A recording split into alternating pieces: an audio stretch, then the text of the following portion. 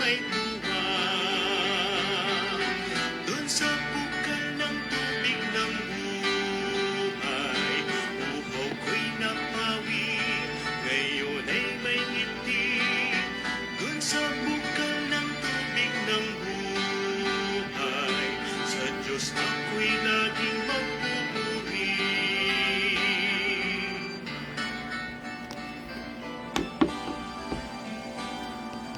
Kay sarap ng tubig na mula sa Diyos, lakas makalakay na tamasa.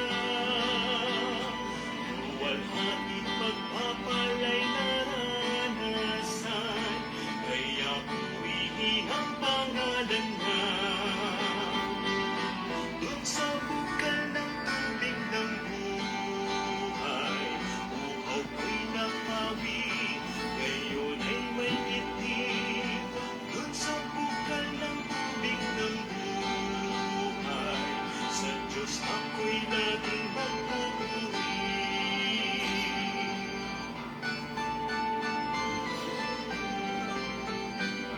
Kaibigan, kung ikaw ngayon ay hanapin sa paanyaya ni Jesucristo, ang sala mo at uhaw ay mapapawi, tiyak magbabago ang buhay mo. Dun sa bukal ng tubig ng buhay, uhaw ko'y napawi, ngayon ay may ngiti.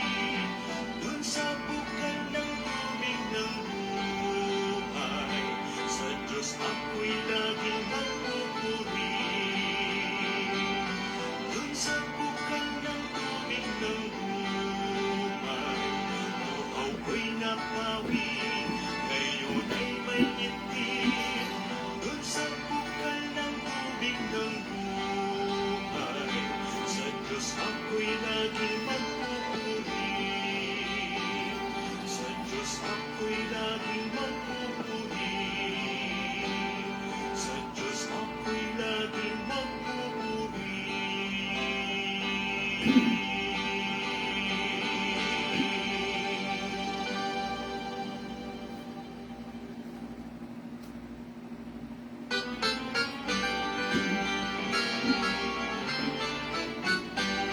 Sa lupaing nagsala at kahilihan, nabuhaw ang aking kaluluwa. Ngunit dahil kay Kristo ako'y naligtas, ngayon ako'y payag at may bunga. Dun sa bukal ng tubig ng buhay, uhaw ko'y napawi, ngayon ay may ngiti. Dun sa bukal ng tubig ng buhay, sa Diyos ako'y laging magpupuri.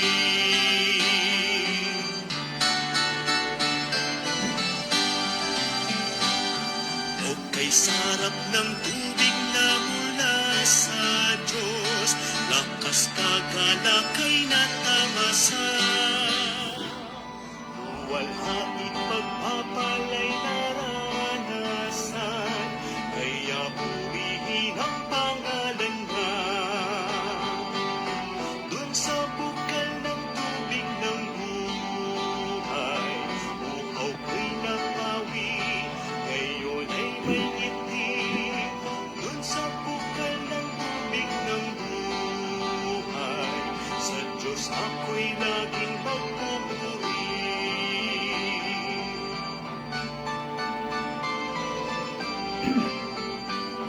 Kaibigan, kung ikaw ngayon ay lalapit sa paanyaya ni Jesucristo, ang sala mo at uhaw ay mapapawi, tiyak magbabago ang buhay mo. Dun sa bukal ng tubig ng buhay, uhaw ko'y napawi, ngayon ay may ngiti. Dun sa bukal ng tubig ng buhay, sa Diyos ako'y laging magpupuri.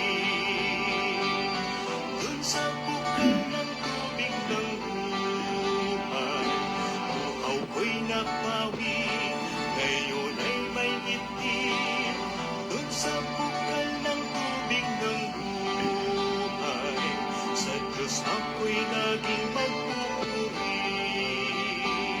Sa Diyos ako'y laging magpupuri. Sa Diyos ako'y laging magpupuri.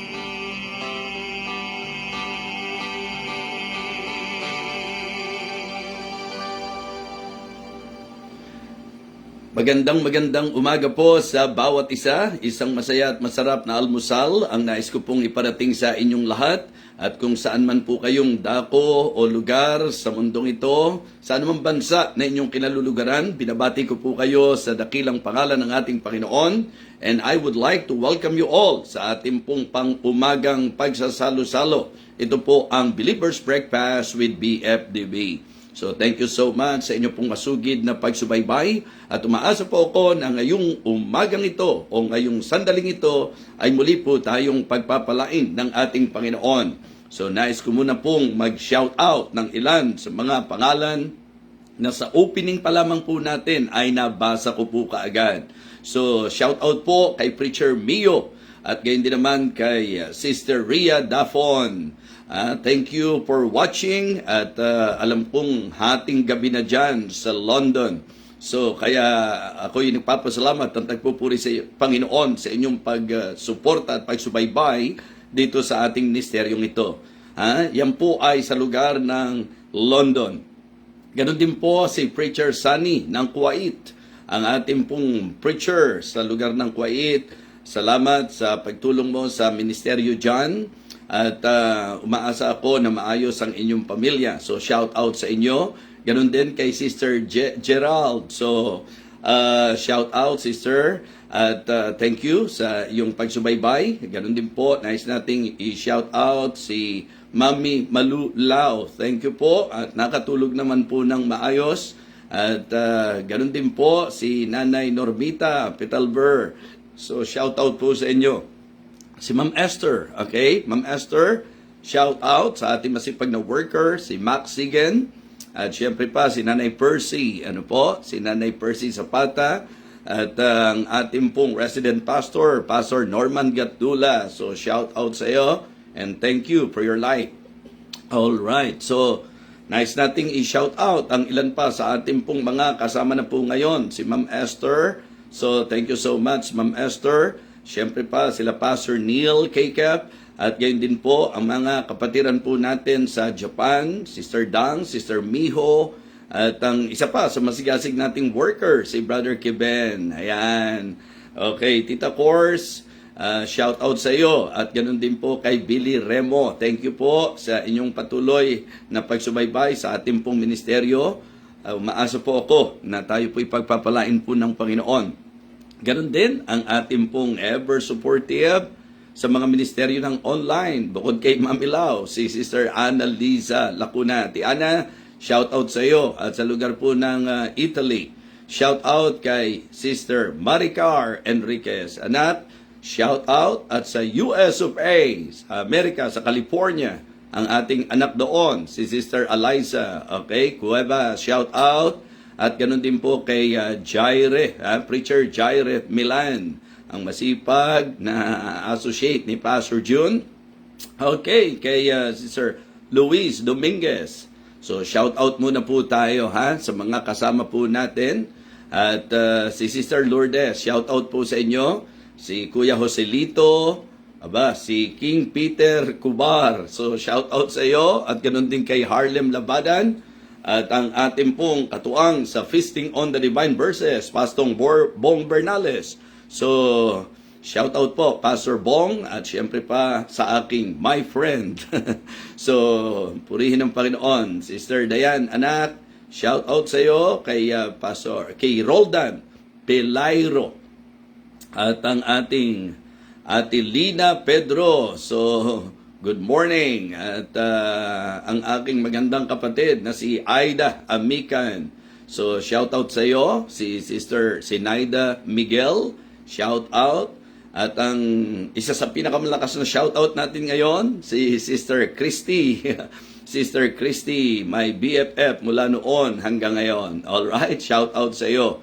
At nice rin po nating i-shout out si Mami Zoraida Diapen. Yan po ang nanay ng ating magandang member doon po sa Living Water Baptist Mission London na si Sheena May. Okay? So shout out po kay Nanay Zoraida at kay Sheena May. Okay? So sa ngayon po, basta pagka nabasa ko po ang inyong pangalan, itatry ko po na ma-shout out po kayo ngayon. Pagkamat hindi po ako sanay sa ganito pong estilo, pero dahil ako po ay sariling kayod para sa ating pong morning breakfast, sa Believer's Breakfast with BFDB, kaya po please understand pagka hindi po kayo na shout out. Sister Priscilla, shout out po kay Pastor Gerald Rapista. Shout out sa iyo diyan sa probinsya, no? At ganun din naman si Preacher Andoy Amican, shout out sa iyo. At ito po, baka magdamdam sa atin to, si Don Nelson Pedro. Shout out kay Don Nelson Pedro. At ang ating anak, Sister Tessa, shout out din sa iyo. From Canada, ang ating hard-working pastor, Pastor Enrizel Mariano ng Living Water Baptist Mission, Canada. So kaya shout out kay Ma'am Jackie at sa mga kapatiran natin dyan. Kay Sister Mary Ann Araya, kay Domingo si Bonga. Ayan, shout out po sa inyo. At ako po ay nagagalak na kayo po ay nakasubaybay sa napakaagang oras, and I realize na talagang maganda pala yung ganitong oras, na talagang ang opening ng ating pong araw at ng ating pong magiging gawain ay ang Panginoon. So kaya thank you so much, and please continue to pray for me that the Lord will strengthen me and give me, grace para makaya ko po ang ministeryo pong ito. So sa mga hindi po nakakaalam, ang pagbabalik ng Believer's Breakfast ay sa dahilan po ng request po ng napakarami po sa inyo, sapagkat hindi na po talaga possible na ako po ay makasama po ninyo tuwing gabi. Kaya po ang ating po mga in charge, na kung saan pinasasalamatan po natin sila sa kanilang kasipagan, sila po ang nangangasiwa ng ating feasting on the divine verses. But of course, kung magkakaroon po ng pagkakataon, makakaasa po kayo na tayo po ay sisilip sa ating pong feasting on the divine verses. Pastor John Valenzuela, happy viewing sa iyo. Masayang pag-subaybay sa iyo ngayon at namimiss na kita sa court. Pastor John Valenzuela, si Ate Miriam Niserio, ganun din po si Sister Joby anak, Joby Bendit. So thank you at nandiyan kayo. Si Jeffrey Cabasan. So sige po, at tayo po ngayon ay medyo magbibigay pansin para sa paglapit po natin sa Panginoon, para sa kanyang gabay dito po sa ating pong ministeryo. So Laika Panyoso, shout out sa iyo, at kay Jenica, hey Kate, shout out din sa inyo. Sige po, bago po tayo magpatuloy, let us pray. Dakilang Diyos, aming amang banal, nagpapasalamat po kami sa napakagandang umaga na ipinagkaloob mo sa amin, at hindi naman sa anumang oras, mga lugar na kinaroroonan ng mga taga-subaybay. We pray, O Father, that you will bless them. Abutin mo po sila ng iyong salita, and please continue to guide your humble servant. Help me, Lord, na ako po'y maging instrument, maging channel of your blessing. And I know that it is always important for us to start our day, to begin our day with you, Heavenly Father. So please use my message to guide your people. Use this message, O God, to strengthen your people. And I pray na marami pa ang maabot ng aming pong pangangaral ng iyong salita. Gabayan at pagpalain mo rin po ang iba pang mga morning online ministries. Ganon din po ang OWOP, ang Bible Sharing, ang Hope Goes On, at ang ilan pa sa mga online ministries, dakilang Diyos. Umaasa po ako na ito'y magiging tulong-tulong para sa pagpapalaganap ng iyong banal na salita. And I pray, O God, that you will continue to use us only for your glory and for your honor.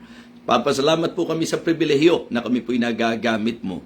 Sa katotohanan, kami po ay mga unworthy, kami po ay mga undeserving, but because of your grace, you saved us, O God, and we praise you, Heavenly Father, because you are the one na nagbibigay po sa amin ng opportunity to minister. Kaya ito po ang kabuluhan ng buhay kapag ka nagagamit po para sa iyo. Kaya please, Lord, sa umagang ito, sa ilang sandaling ito ng aming pagsasalo-salo, dito po sa Believer's Breakfast with BFDB, muli mo po kaming katagpuin at pagpalain, O aming Ama. Ito po, O Diyos, ang aking pong panalangin sa pangalan po ng aming Panginoong Jesus.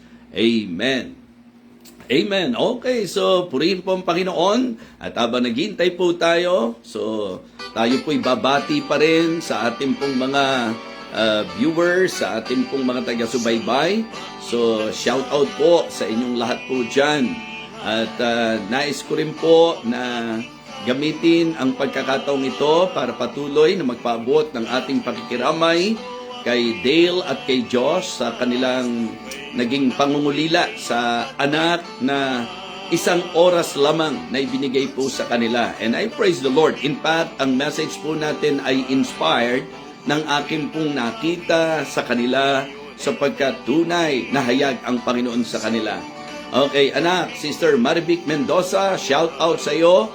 Ganon din po kay Emmanuel Kasuga. So, shout out po sa inyo. Kay Mary Ann Araya at ganon din kay Ronnie Yaras. So, ako po ay nagpapaabot ng aking pagbati sa inyong lahat. Alright, si Joseph Lingat at si Pastor Delpin, Pastor Bernie Delpin, my good friend, my best friend, thank you for watching and I hope na talagang marami tayong maabot sa ministeryong ito. Alright, salamat po, salamat po. May ganyang comment pa ha, Pastor Bernie. Talagang si Pastor Bernie ka talaga. Alright, so si Bernadette Manalo, ang isa pa sa anak po natin, ang napakagandang asawa ni ni Brother Junjun. So Bernadette, shout out sa iyo. At yan si Deacon Juan Manuel. At ganun din si Ramos Moon at si Nato Guico, okay? At salamat po sa inyong pagsubaybay ngayon. At stay tuned because I believe again, pagpapalain tayo ng Panginoon sa pamagitan ng kanyang salita. I am actually very excited and I told Pastor Emerson Cruz because ito pong talatang pag-aaralan natin, ang talatang pinagkuwanan po nila ng lakas sa kanila pong naranasan. Ayan, Sister Gail Alarcon, so shout out sa iyo. Ang aking pong gwapong kapatid, Danny De Vega, shout out kay Dico Danny. Alright, so ganito pala no, pagka po ang setup naka-cellphone, po pwede mo palang babati talaga. Sorry na lang po pag nalalagpasan ng pangalan sapagkat mabilis po ang rolling mga kapatid. Alright, Ate Lina, okay lang po kayo dyan ha? Nakita kayo ni Pastor Bernie ngayon dito sa ating online ministry. Ang aking inaanak, Marie Betero. So, good morning. Okay, Sister Beth Mendoza. Alright, so this time, siguro pagbati naman po tayo para sa mga birthday celebrants. Alam nyo, marami po ang nagse-celebrate ng kanilang birthday ngayon. So, batiin po natin. Batiin po natin si Sister Gemma Padilla. Happy birthday sa iyo. Ganon din kay Timothy Aramburo. Happy birthday. Kay Christine Reyes, birthday ni Christine Reyes ngayon. Binabati natin si Christine Reyes ng happy birthday. Ganon din po ang isa pa sa ating inaanak, si Carla Ramirez. Happy birthday sa iyo. Si Nicole Kate, happy birthday din, Nicole Kate. At kay si Ma'am Neng Marasigan, happy birthday po ma'am. At naway lalo kayong pagpalain po ng Panginoon. Babatiin din po natin ang ating pong kaibigang Pastor Rodrigo Orselino. Happy birthday, Pastor Rodrigo. At ganoon din si Brother Artem Bonete, happy birthday sa iyo. So, yan po ang mga birthday celebrants natin. Wow! Isa pa sa anak po natin, Charmaine Mendoza. Happy birthday kay Charmaine Joy Mendoza. At syempre pa, ang aking ever supportive na anak, si Doktora Asel Sobida. Happy birthday, Doc Asel. At thank you for always supporting me. Thank you for loving your pastor. Okay, so yan po ang pagbati natin. And please do pray because this coming Sunday, magse-celebrate po si Pastor Alex Ocampo ng kanyang, ewan ko kung tama po ako, 60th birthday. So I will be speaking sa kanila pong celebration. Please do pray that the Lord will bless us and use us doon po sa kanilang magiging celebration. So yan po ang ating pong pagbati sa mga birthday celebrants, at kung ngayong araw na ito ay anniversary po ninyo, happy anniversary po sa inyong lahat. So wedding anniversary man, okay, yan po ay church anniversary, basta lahat ng may okasyon ngayon, binabati ko po kayo sa pangalan po ng ating Panginoon. So again, shout out po kay Sister Christy, ang aking pong matalik na kaibigan. Okay, Sister Riza Flores, at ganun din po kay sa Caper Dane. So shout out sa inyong lahat. Sa Paris, si Evelyn Hernandez. Oh, sorry, ayan.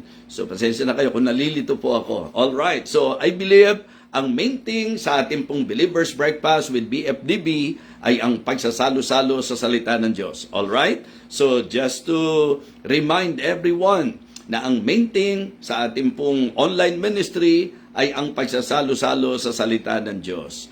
All right. Blessed wedding anniversary kay Preacher Nathan, anak, and Sister Lovely. Yay! Happy wedding anniversary. All right? So, naway lalong patibay ng Panginoon ang inyong marriage.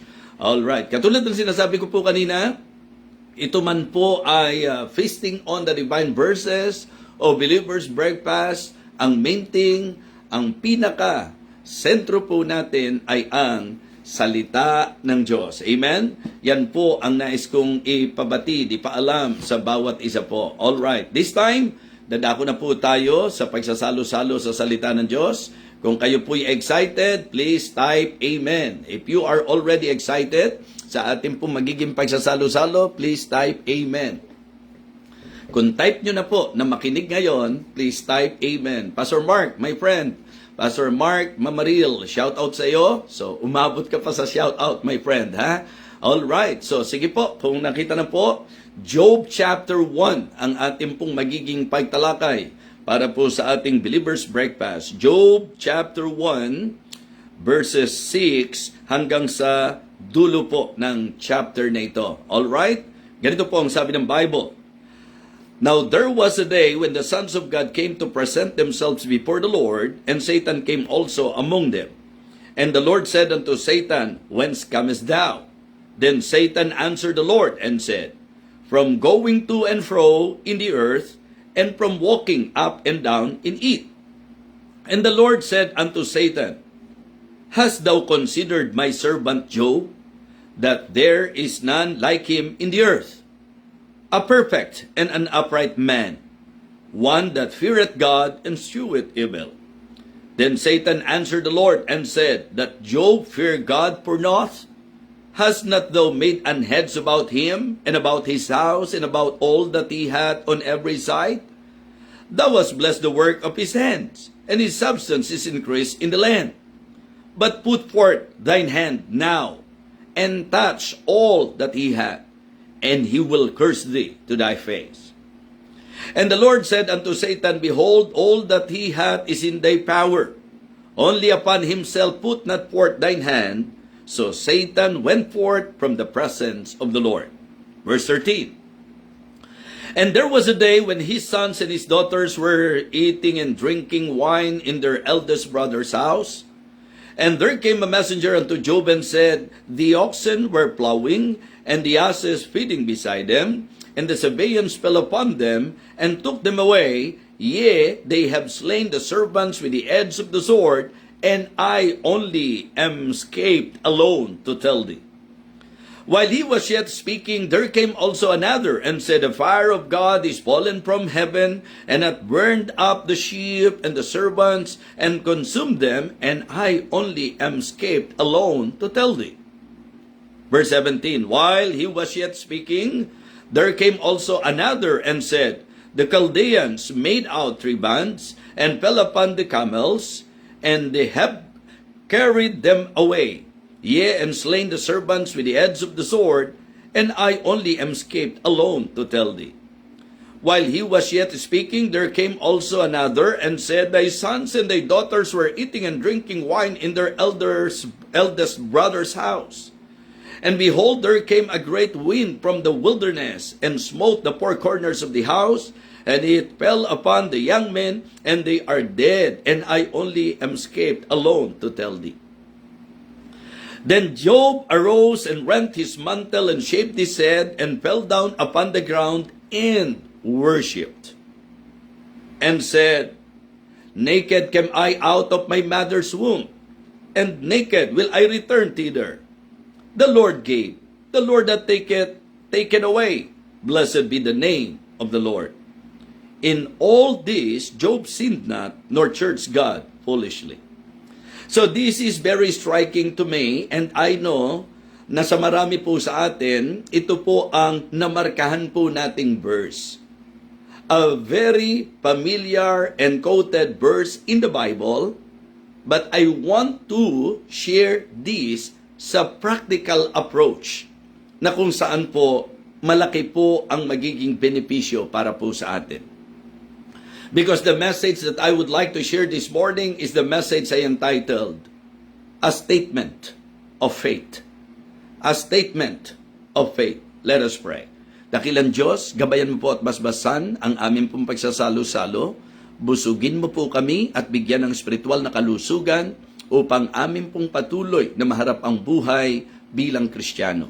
Thank you so much, Heavenly Father, sa inspiration ng buhay po ni Job. And this morning, Lord, I would like to again commit myself to you.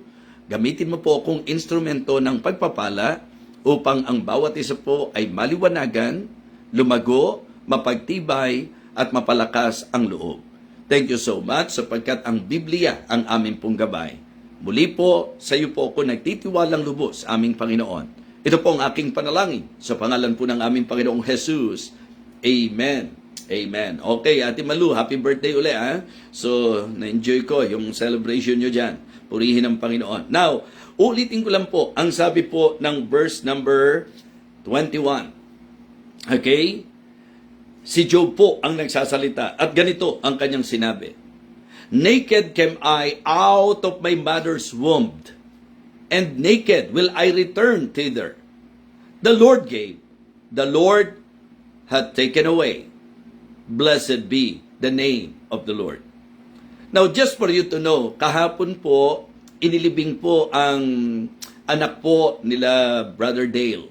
Ito po yung apo ni Pastor Emerson, na imagine po, sa napakatagal na panahon, ipinag-pray nila, excited po sila, for 9 months, dinala po ni Diyos sa kanyang sinapupunan yung bata, and then, normal, ipinanganak ang bata ng normal delivery. Normal delivery po.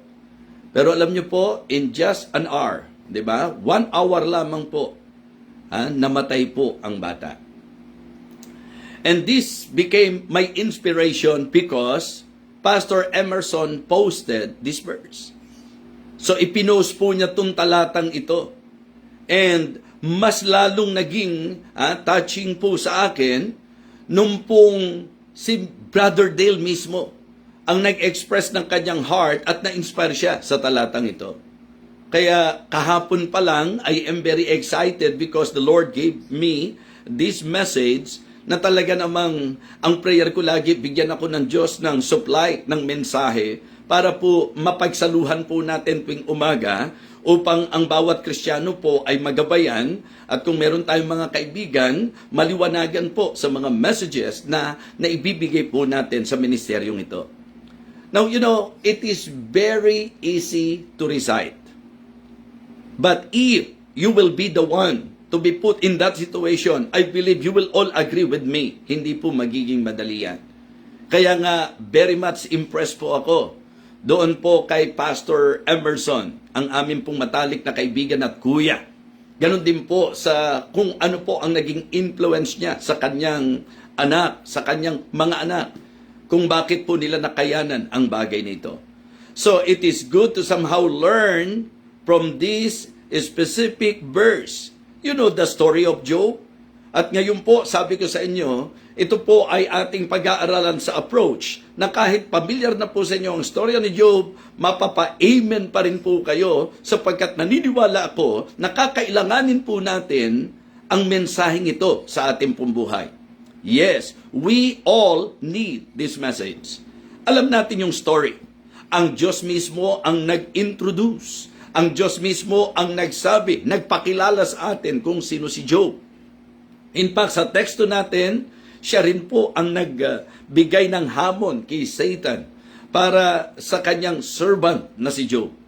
Ang sabi po, ang paglalarawan po ng Biblia, so verse number 1, there was a man in the land of Uz whose name was Job. And that man was perfect and upright and one that feared God and eschewed evil. So yan po si Job, mga kapatid. And in verses 6 and 7, kung mapapansin nyo po, verses 6 and 7, niliwanag din po yan. Now there was a day when the sons of God came to present themselves before the Lord, and Satan came also among them. In verse number 7, and the Lord said unto Satan, Hast thou considered my servant Job, that there is none like him in the earth, a perfect and an upright man, one that feareth God and escheweth evil? So it is the Lord who introduced to us Job. So it means to say, accurate po yan. It means to say, it is very true na yun po yung kalagayan ni Job. Yun po talaga si Job. How the Lord introduced him, kung ano yung sinabi ng Panginoon about Job, yun po talaga siya. Hindi natin sinasabing wala siyang kahinaan. Hindi rin po natin sinasabing sinless po siya o perfecto siya in that sense. No. Ang gusto nating palabasin po dyan sa usapang kaugnayan sa Diyos, ang sinasabi po ng Panginoon, ito pong si Job ay nabuhay ayon sa kanyang kalooban. And God is very confident nung kanyang inintroduce itong si Job. Ngayon, alam natin dito po sa story na itong si Satan, alam niyo po, ang talagang expertise ni Satan ay yung laging maglagay ng doubt, maglagay ng question. Ang sabi po niya, magtatapat pa sa iyo si Job ng walang dahilan. And then, to cut this long story short, nakaranas po siya, naapektuhan ang business niya, naapektuhan ang ilang mga bagay sa kabuhayan po niya. Okay? And then, ang isa sa matindi po rito, ay yung pong nawala ang 10 anak niya. Kaya kumbaga, tama lang po ang naging masasabi nating dating impact ng talatang ito sa buhay nila Doc Emerson, nila Brother Dale, nila Josh. Why? Sapagkat isa, yung anak nilang nawala, ito pong si Job, 10, nawala po lahat sa isang pagkakataon. Sa isang pagkakataon po yan. And it is really happening, di po ba? Hindi nga lang isang pamilya. Minsan talagang isang barangay o isang lugar. Talagang po pwedeng sa isang pagkakataon masalanta at mamatay. Sapagkat yan po ang katotohanan sa Bible. Nakatakda sa tao ang mamatay ng minsan. Di po ba? So, appointed po yan. Now, dito po sa ating pag-aaral, gusto ko pong bigyang pansin po natin ang gustong-gusto natin pong nai-recite at naiko-quote. The Lord gave, the Lord hath taken away, blessed be the name of the Lord. I want all of you to somehow focus on that statement. Okay? Let us give emphasis on that statement. The Lord gave, the Lord hath taken away, blessed be the name of the Lord. It is one thing for us to recite that, but it is one thing for us to still recite that or to quote that sa moment na ikaw ay nalagay sa katayuan, yung gusto mo na wala sa iyo. Yung meron ka kinuha sa iyo. So that is another thing. It is another thing to quote and to recite that verse if you will be put in that situation na yung mahalaga sa iyo nawala, na yung gusto mo nawala, na meron pong binawi o inagaw o kinuha sa iyo. So this is very inspiring. And you know what? If we will, again, as what I've said, magpo-focus tayo dito sa talata, the Lord gave, the Lord had taken away. Blessed be the name of the Lord. Mga kapatid, itong statement na ito, I can say, ito po ay statement of faith. Now, pagka pinag-usapan po natin ang statement of faith, ang kadalasan po at ang unang takbo sa isip ng mga tao ay yung pong doctrinal faith. Ano po? Yung doctrinal aspect ng usapan po ng faith. Kasi ang faith po sa Bible, may doctrinal aspect at meron pong practical aspect. Yung doctrinal aspect, ito po'y patungkol sa teachings. Yung pong practical aspects, ito po ay patungkol sa trusting. Di po ba?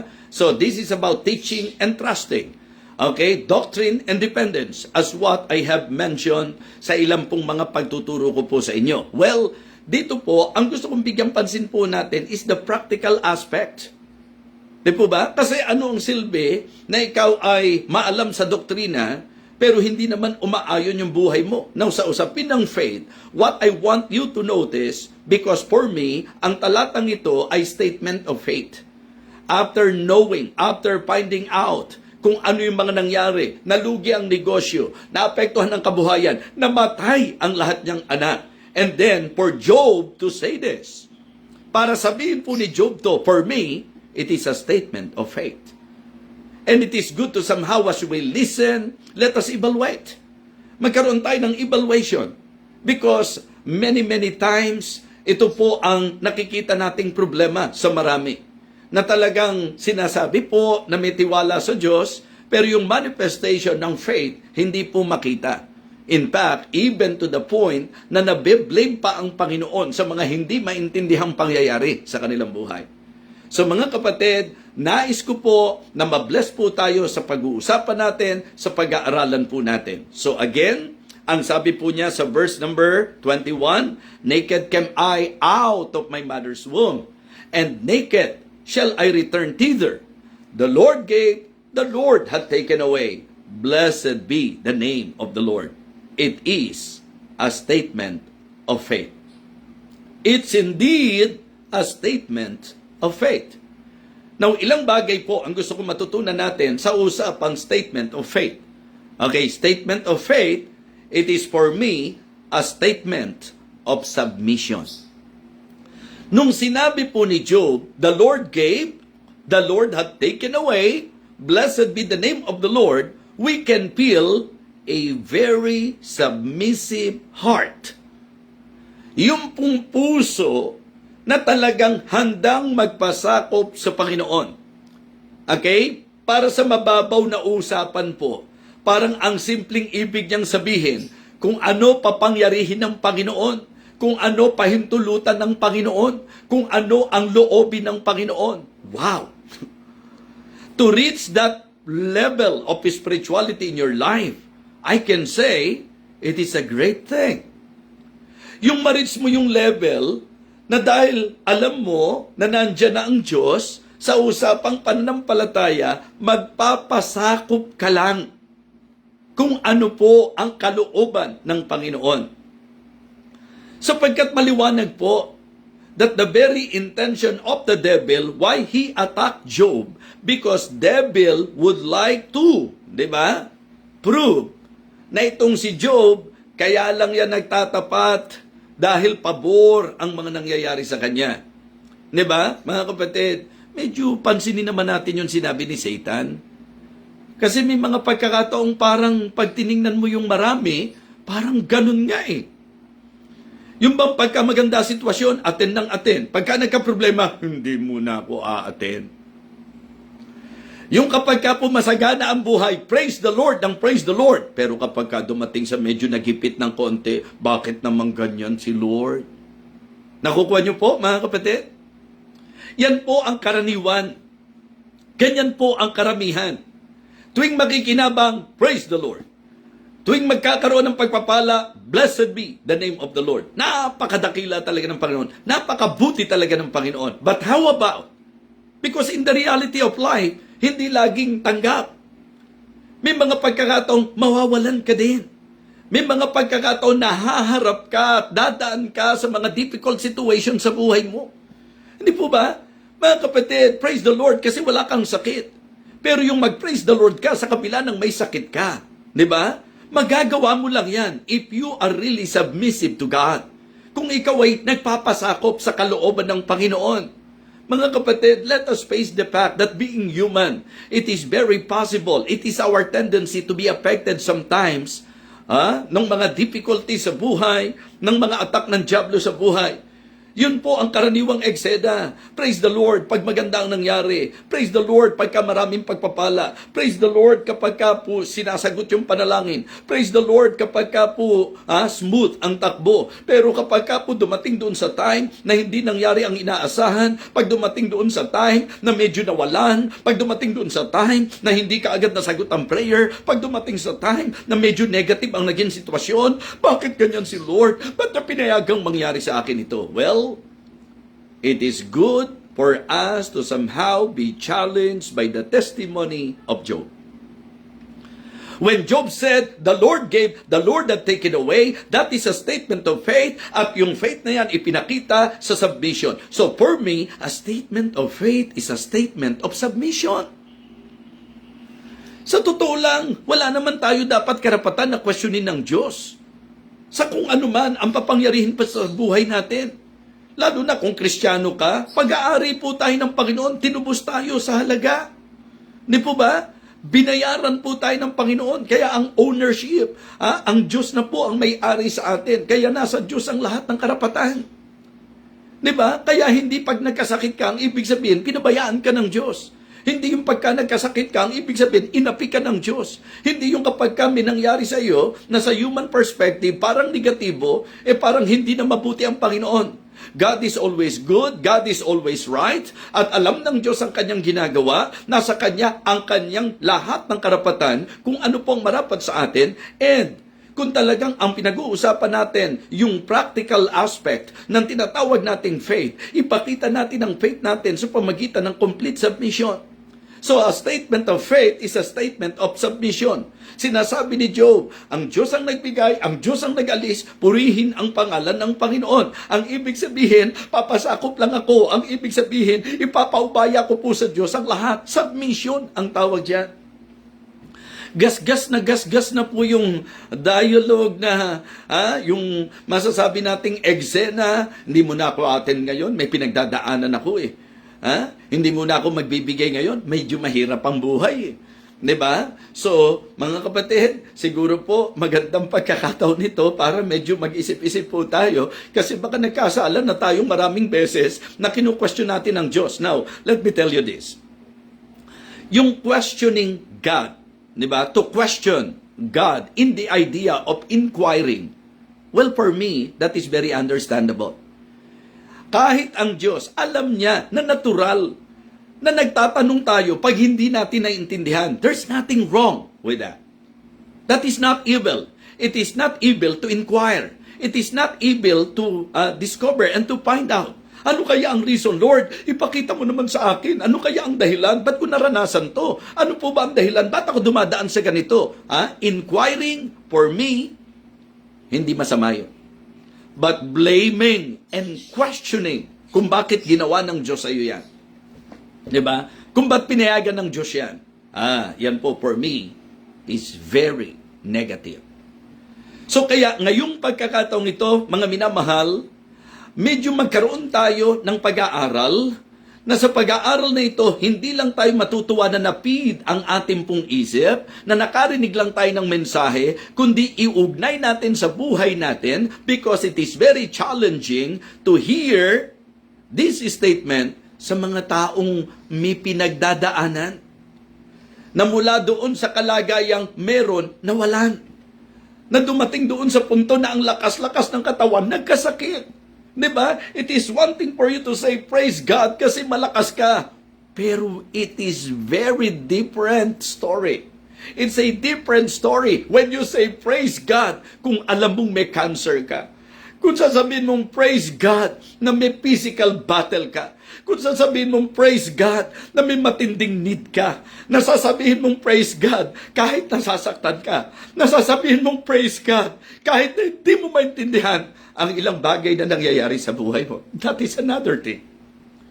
And I believe the reason why God is very proud na meron pong katulad ni Job. And this is my challenge. Bakit hindi nyo po hayaan na yung difficult situation ninyo ay maging pagkakataon para ipakita nyo sa Diyos na ang submission nyo po hindi sa favorable na mga circumstances lamang. Diba? In fact, sabi ko nga, it is very understandable na yung wife ni Job maapektuhan.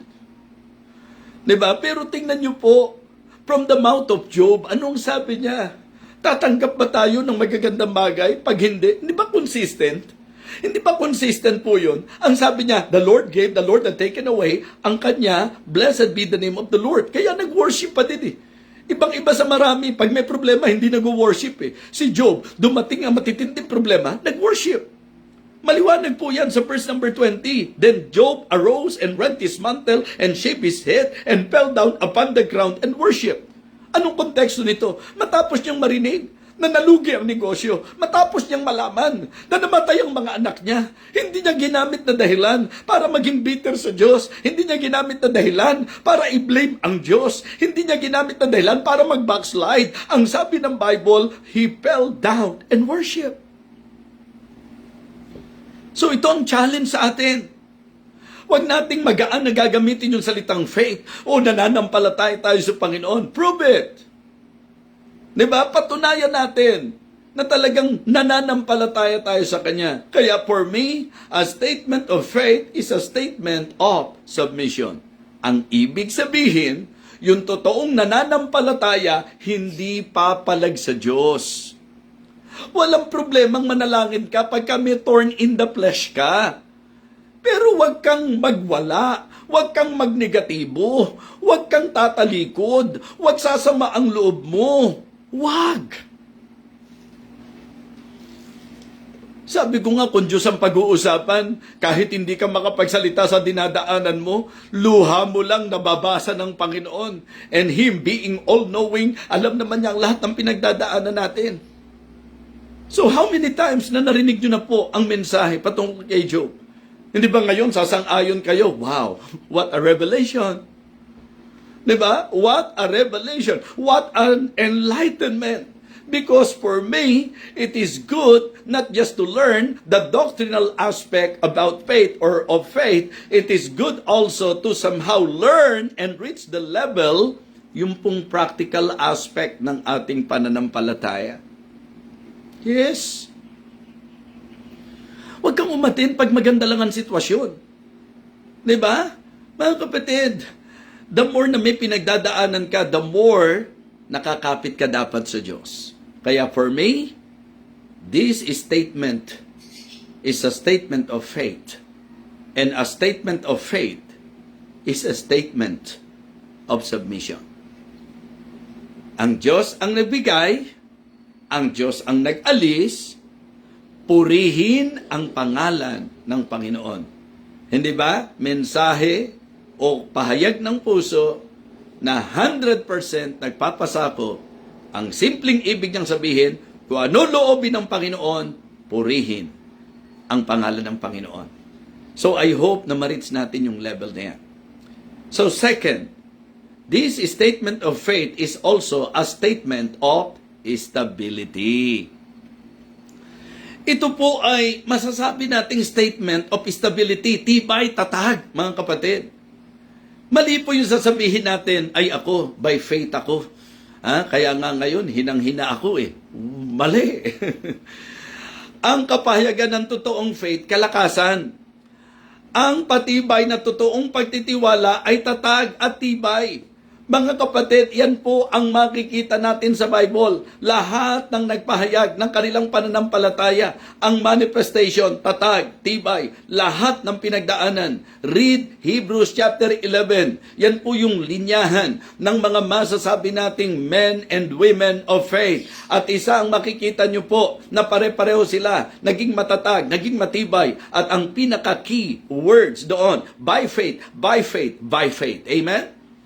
So a statement of faith is a statement of stability. Nung sinabi ni Job yan, mga kapatid, para makayanan ng lahat, to be affected, that is very understandable. Napaka magiging hipokrito naman tayo pag sinabi nating hindi tayo naapektuhan kapag may mga hindi magandang sitwasyon. So God understands, mga kapatid, God understands na kung tayo po ay merong mga sitwasyon sa buhay na talagang being human, maapektuhan, alam ng Diyos yun. Yung maapektuhan, okay lang po yan. Totoo po yan. Nangyayari po yan. Pero yung gagawin mo dahil apektado ka, that will determine of your faith. Naintindihan nyo po? To be affected. Yung umaray ka kapag ka masakit, natural lang yan. Pero yung i-blame mo ang Diyos, yung gagawin mo dahil umaray ka, dahil nasaktan ka, that will determine ng tiwala natin sa Diyos. Panginoon, masakit, pero ang laki ng tiwala ko sa iyo. At yung tiwala na yan, ang magbibigay ng tibay, ng tatag sa iyo. Ang konbiksyon ay bunga ng pagtitiwala sa Diyos. Ang konbiksyon ay manifestation ng pananampalataya natin sa Panginoon. Amen? Tingnan niyo po ang tatag at tibay ng pananampalataya ni Daniel. Di ba? But Daniel purposed in his heart that he would not defile himself with a portion of the king's meat, nor with the wine which he drank. Kahit na po sila ay papatayin o pupugutan ng ulo. Basta ang statement of faith niya, statement of stability, hindi niyo ko mababago sa akin desisyon para sa Diyos. The statement of the three young Hebrews, yan po is statement of stability. Di ba? We are not careful to answer thee in this matter, O King. If it be so, our God whom we serve is able to deliver us from that burning furnace, and he will deliver us from your hand, O King. But if not, be it known unto thee, we will not bow down nor serve the golden image that thou hast set up. Hindi mababago. Grabe. Yun ang totoong faith. May stability, mga kapatid. Hindi po yung ginagawa nating shallow, yung salitang pananampalataya. Ako, may tiwala ako sa Diyos, ha? Pero alam mo, hinang-hina ako, eh. Ang pagtitiwala sa Diyos ay dapat magdulot ng stability po sa atin. Di po ba? Ano man ang maranasan natin. So, pananampalataya po ang resulta, katibayan, katatagan. Kahit mahirapan, kahit masaktan, kahit mawalan, ang isang tunay na nananampalataya, magpapasakop lang. Ang isang tunay na nananampalataya, magiging matatag at matibay sa lahat ng sitwasyon sa kanyang buhay. Kaya kung sakali mang medyo hinang-hina na po tayo, ang ibig sabihin niyan, kinukulang tayo ng pananampalataya sa Diyos. Baka natutokso na tayo, na-questionin ng Diyos ang nangyayari sa buhay natin. Mga kapatid, a statement of faith is a statement of submission. A statement of faith is a statement of stability. And, number 3, a statement of faith is a statement of security. It is a statement of security. Ang ibig sabihin po, ang totoong faith na bubuhay na may confidence. Hindi yung laging takot, hindi yung laging nag-aalala, hindi yung laging balisa. Kaya for me, this statement is not just a statement of submission, it is not just a statement of stability, but also a statement of security. Gusto kong malaman niyo po ito that we are secure in the hands of God. May kakulangan ka, trust the providing hands of God. May panganib sa buhay mo, trust the protecting hand of God. Parang hindi mo na makakayanan ng lahat, mga kapatid, trust the powerful hand of God. The proven hand of God. Yan ang pagtiwalaan natin. Di ba, paano nasabi ni Job yun? Nalugi na negosyo niya, namatay na ang mga anak niya. Pero paano pa niya nasabi, mga kapatid, the Lord gave, the Lord had taken away. Blessed be the name of the Lord. Why? Why do you think Job was able to still say that? Bakit po nakaya pa rin niyang sabihin yan? Alam niyo kung bakit, mga kapatid? Kasi alam niyang nasa kamay siya ng Panginoon, eh. Mga Kristiyano, sa usapang salvation, pinanghawakan po natin na talagang ang tibay natin, hindi sa atin, kundi sa kamay ng Diyos. Amen? And I give unto them eternal life, and they shall never perish, neither shall any man pluck them out of my hand. My Father which gave them me is greater than all, and no man is able to pluck them out of the Father's hand. So, hawak po tayo ng Diyos. Mga kapatid, ang security ay yung pong idea na nasa makapangyarihang kamay tayo. Di ba, yan po ang lagi kong sinasabi. When we talk of the hands of God, kasi alam natin, during the time of Nehemiah, yan ang kanyang pinatutuo na nagpalakas sa kanya. Yung mabuting kamay ng Diyos, the good hand of God. Amen? Di ba? Yun po ang sinabi ni Nehemiah. Mabigat ang sitwasyon nila, nasa kahirapan sila, nasa kahihiyan sila. Nasa pagdurusa po sila, pero anong ginawa niya? In-encourage niya ang mga tao and encouraging them. What he emphasized to them. Then I told them, Diba? Nehemiah 2:18, then I told them of the hand of my God, which was good upon me. So, what we need to trust, mga kapatid, what we need to consider is the proven hand of God, the powerful hand of God, the protecting hand of God, the preserving hand of God, the providing hand of God. Yun po ang po pwede nating panghawakan. Kaya naman mga kapatid, kaya yung ginamit kong example sa inyo, kaya pala itong si Daniel, kayang magpasya ng may katatagan at kayang magpasakop sa kung ano ang gusto ng Panginoon kasi confident na confident siya. Diba? Yung statement po ni Job, ang Diyos ang nagbibigay, ang Diyos ang nag-aalis. Aralin nyo pong mabuti. Kung titingnan nyo po in the life, in the example, sa buhay po ni Abraham, when the Lord asked him to offer Isaac, ang tanong, susunod ba siya? Huwag mong palabasin na nananampalataya ka sa Diyos kung suway ka ng suway. Kung ayaw mong sundin ang kalooban niya, hindi po magiging totoo, makatotohanan ang pananampalataya natin. So palibhasa si Abraham, matindi ang tiwala sa Panginoon, nagpasakop. Sabik sila sa anak nila, mga kapatid. Matagal na panahon yan. At mula po doon sa kalagayan na ito'y pinagkaloob ng Panginoon, I believe, ini-imagine ko po gaano sila kasaya na binigyan sila ng Isaac. Pero when the Lord, diba, approached him and told him, Isaac, Abraham, i-offer mo sa akin si Isaac. Palibhasa po, may faith, nag-submit. Amen? So, importante po talaga yan eh. Now, ang pinupunto ko po ngayon sa inyo, mga kapatid, yung idea na talagang kahit na po suriin natin, pinakita po ng Bible ang sagot kung bakit si Abraham so easily nasunod niya ang sinabi ng Diyos sa kanya. Mga kapatid, ano po ang sinasabi ko? Hindi ba sa Hebrews chapter 11, niliwanag na dalawa ang pinangahawakan ni Abraham. Kaya pala handa siyang pasakop at ang tatag ng kalooban niya, napagpasyahan niya, kasi pananampalataya pa rin po ang dahilan. Okay, una, mula sa wala, binigay ng Panginoon si Isaac.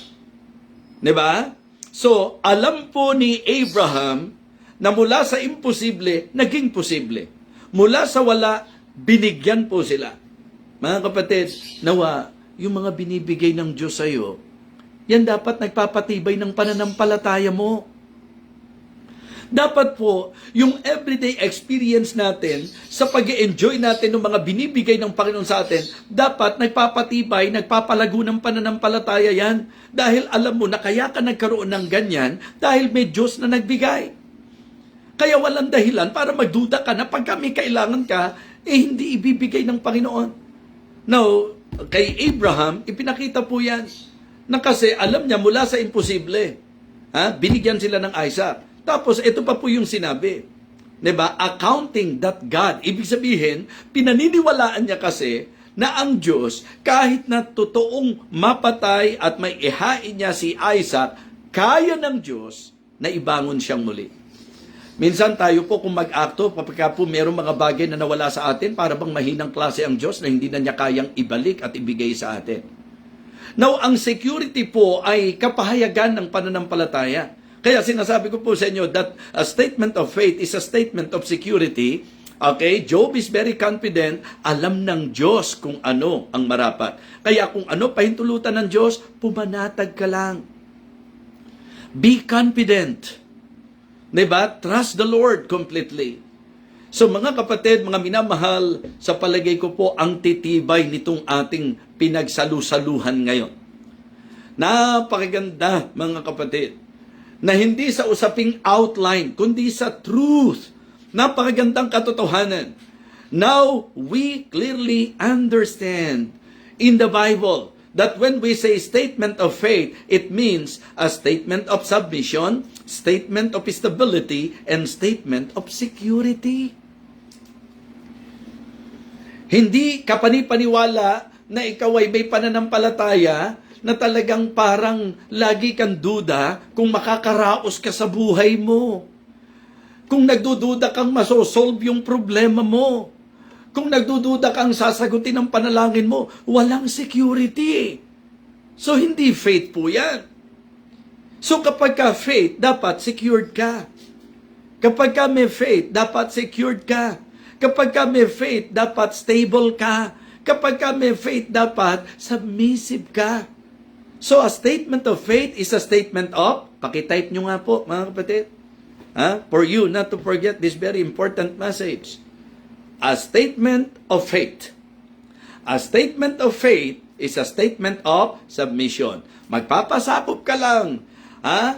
Kung ano ang loobin ng Diyos, susunod ka lang. Okay? Hindi ka papalag. A statement of submission. A statement of stability. Dahil alam mo na nananampalataya ka, tatag dapat, tibay dapat. Ang ibig sabihin, makakayanan ko ang lahat. Why? Faith eh. And then, a statement of security. Diba? Confidente ako. May Diyos na nakakaalam. And that is exactly the answer of God sa mga naging inquiry ni Job. Kasi litong-lito na rin po, confused na rin po si Job. Dahil even yung kanyang mga kaibigan na inaasahan niya na encourager, naging miserable comforter, na parang naglalagay pa ng hindi magandang kaisipan sa kanya, na kaya ka nakaranas niyan, Job. Kasi sa totoo lang, napaglinlangan mo kami, meron palang mga hindi maganda sa buhay mo because God will not allow those things or yung mga nararanasan mo. Hindi iaalaw ng Diyos yan kung ayos ang buhay mo. Kahit sila hindi nila maintindihan. Diba? Mga kapatid, sometimes ganun po. Pero yung statement of faith, may tatag ka, may tibay ka, secured ka. Sapagkat, sabi ni Job, sa lahat ng sulingan ko, hindi ko malaman at hindi maintindihan ang nangyayari. Ang ibig niyang sabihin, mga kapatid, hindi niya naiintindihan ang ilan sa mga bagay na nangyayari sa kanyang buhay. May mga confusion pa, tinig ng asawa niya, tinig ng mga kaibigan niya, at kung ano-anong po posibleng mali siya at bintang ng tao sa kanya. But listen, sapagkat si Job ay nagtitiwala sa Panginoon, wala nang problema sa kanya, hindi man kita naintindihan, Panginoon. One thing I know, alam mo ang dinadaanan ko. Alam mo ang sitwasyon ko, Panginoon. And that is enough reason for us na maging secured tayo. Why? Sapagkat may Diyos na nakakaalam ng lahat ng pinagdadaanan natin. So mga kapatid, let us apply this message. Let us prove to God or let us prove to Satan. Kasi wala tayong kailangang patunayan sa Diyos. Kilala tayo ng Panginoon.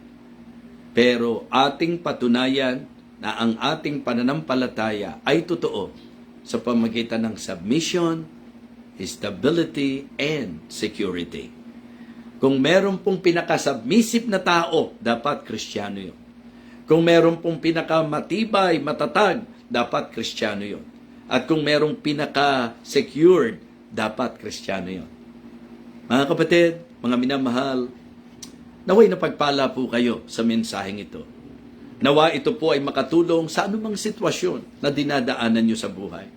Ang laging paborito ko pong sabihin, mga minamahal, pagka may mga sitwasyon ako na sometimes, being human, sobrang apektado ako. Lagi kong iniisip, mas matuwid ba buhay ko kay Job? Si Job nga, ang sabi ng Panginoon, matuwid, maayos ang buhay, pero nakaranas ng mga matitinding karanasan. Ako pa kaya na hindi naman hihigit ang tino at tuwid ng buhay ko kay Job? Iniisip ko si Paul na napakasipag na nagministeryo pero nakaranas ng thorn in the flesh at ng maraming bagay. Iniisip ko kapag medyo tinetempa ko ni Satan na magreklamo sa kung ano yung dinadaanan ko, mas masipag at masigasig ba ako kay Paul para magreklamo ko kung makaranas ako ng mga hindi maganda sa buhay ko? And please, always remember, na lahat ng dinadaanan mo sa buhay mo, alam ng Diyos yan. Ang bahagi mo, hindi trabahuhin yan. Ang bahagi mo, hindi solusyonan yan. Dahil hindi ikaw, Diyos ang solusyon. Ang bahagi natin, lubos na pagtitiwala sa Diyos. na ipakikita natin sa submission, stability, and security. Wow, purihin po ang Panginoon. So, thank you so much po sa inyong lahat at umaasa ako na muli tayong pinagpala sa ating pong breakfast ngayong umagang ito. At sa mga kasamahan po natin na nasa iba't ibang bansa, thank you for watching. Thank you for joining us dito po sa ating Believers Breakfast with BFDB. May mga kasama po tayo sa Canada, sila Ma'am Jackie at ang mga kapatiran natin dyan. May mga kasama tayo sa Italy, nandiyan po sila Maricar at ang ilan sa mga kapatiran natin dyan. Okay, so sa Japan, yung mga kapatiran natin, sila Miho, sila Sister Dang, sila Tessa, sila Angel, so at yung ilan pa sa mga kasama natin dyan. By the way, nandyan na si Pastor Mark J. At alam ko, magiging blessing po sa inyo yan. Thank you sa mga nag-pray kay Pastor Mark J. At meron din po tayong kasama sa Amerika. Thank you anak sa pakikisama mo sa amin. At marami pa. Salamat po sa inyong mga pagsubaybay. Sa Kuwait, nandyan si Preacher Sunny at ang ilan pa sa mga kapatiran natin. I hope na na-bless po kayo. Okay? Ating pong ipagkatiwala sa Panginoon ang ating pong buhay, mga kapatid.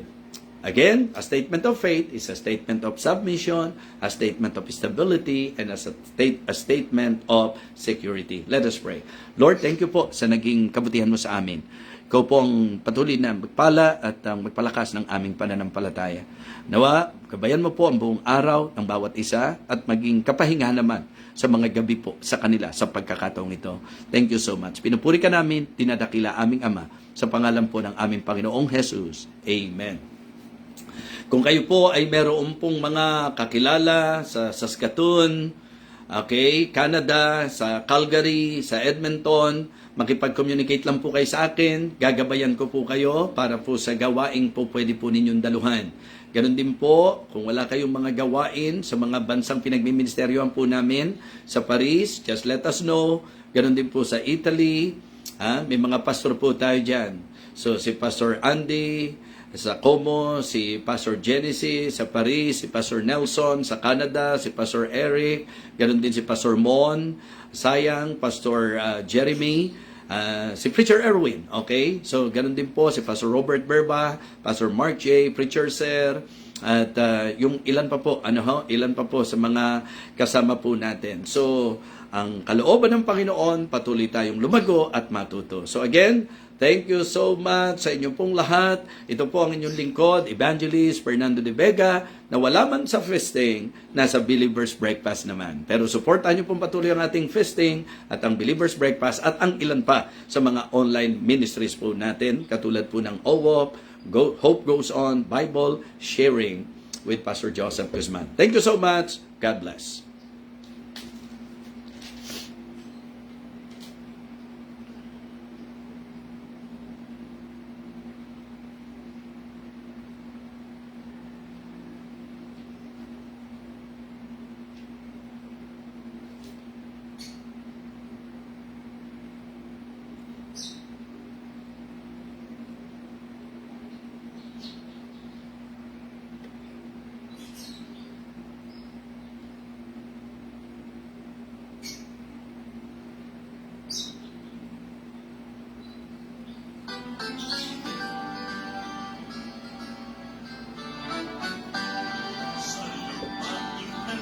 Thank you, Sister Jubilin, Mami Rose Tixon, Sister Nilda or Nida, Sister Nida, Sister Marie, at sa ilang pang mga kasama po natin.